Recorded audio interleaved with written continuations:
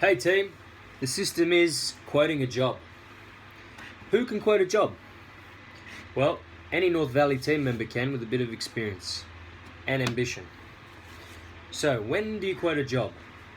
When does it provoke to quote a job? When a customer shows interest, and only if you're about 70% sure that they're going to give you the job. You can basically gauge this by their level of interest. Why? If we don't quote and turn up on time, we lose possible income. It's basically simple. If we do, we have the opportunity to grow and develop as a team and possibly build rapport with a solid network of reliable customers. That's what we're after.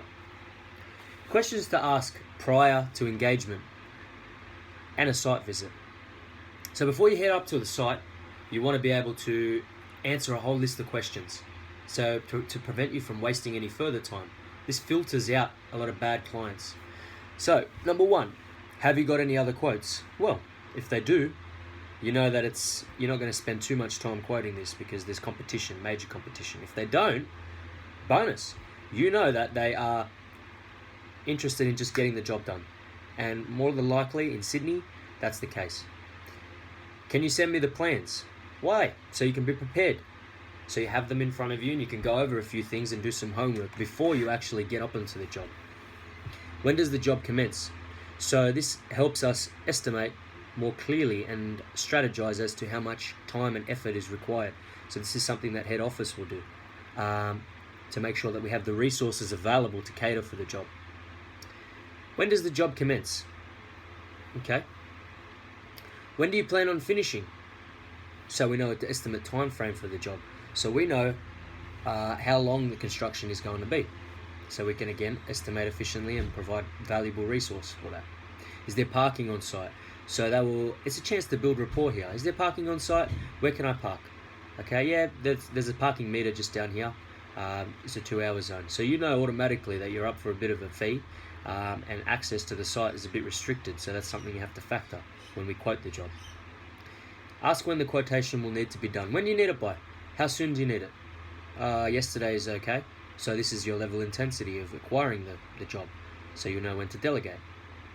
It's not valid. It's not very urgent. So you know definitely that you've got a bit of time up your sleeve.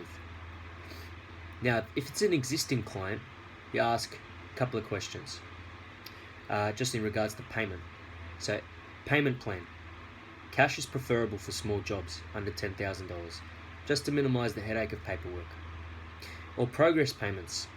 2 weeks is ideal.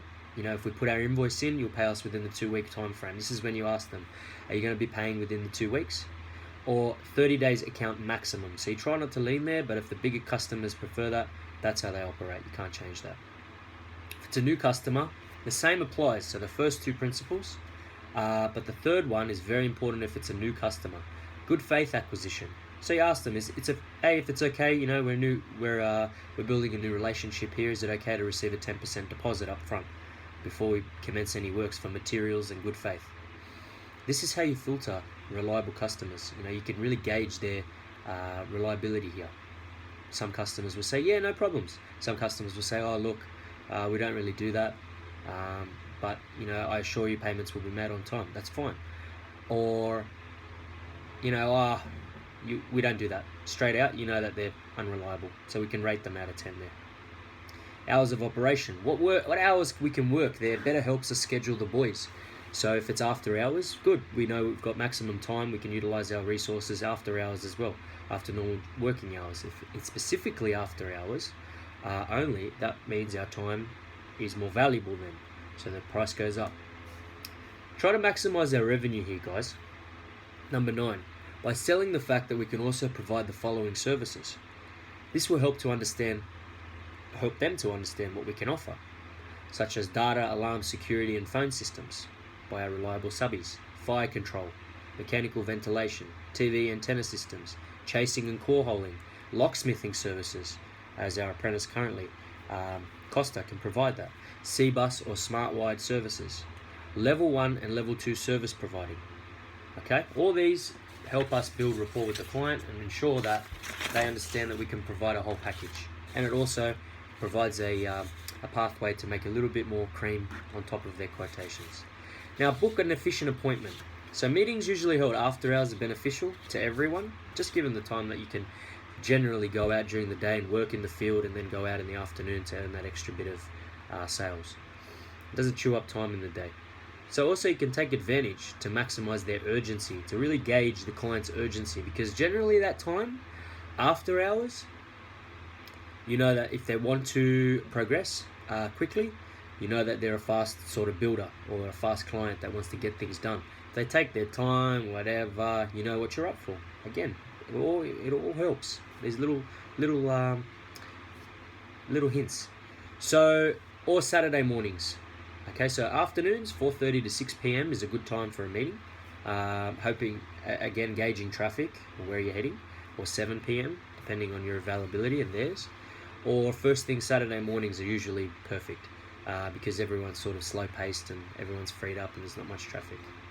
So that's pre, and you'll have a questionnaire sheet before this. I'll show you this after.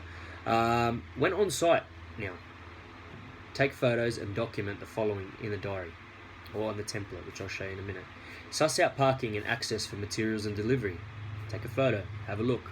Is it going to be easy to provide our services, get our stuff on site very quickly, get our boys on site, access to the vans if need be.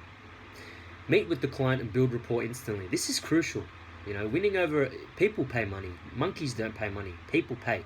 So if you win the person over, they will pay you. That's what happens. So the key to winning over, don't suck their dick too much, okay? But let them know we're friendly. Engage on their level of how quick we need to run through what is necessary. So that means, hey, how you going? Oh, how long have you been? Ask questions to them. How long have you been in this industry? You know, great, listen, answer. Listen and really take in what they're saying. You know, what are you expecting to achieve here? Oh, great, compliment. Sounds like a great plan. Sounds like an excellent plan. Perfect. Professionalism. But you're asking questions. Ask as many questions to gauge their interest in building rapport.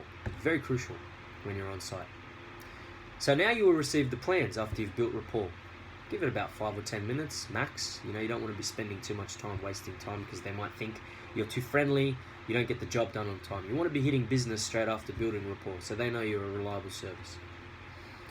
So receive the plans if you haven't already. You've got them in your hands, you've got your diary as well. And your phone for photos and videos.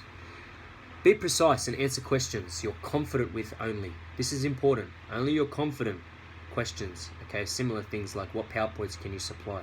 How many PowerPoints on a circuit? Is there going to be excess damage? Is there going to be this? Is there going to be that? Blah, blah, blah. Only things you're confident with, answer thoroughly. If you're not, okay, write them down so the client knows you're going to investigate them. And look, you answer with, look, that's something that our head technician will have to answer, and I will follow that up and get back to you on. So write it down if you're not confident, okay? Generally, a good rule of thumb is anything you're about 50-50, okay, you can't answer, definitely write that down. Or if there's a slight bit of doubt for a major thing, write it down. Doesn't hurt. If the job seems like it's viable, next step, and you can trust the client for our growth, spend some time with them and ask what they're looking for in electrical service. This will help cater for them, especially in pricing. Like, okay, who have you used in the past? Why don't you use them anymore? Or, okay, what are you looking for in our service? How can we maximize our service towards you? Gauge them, ask them questions.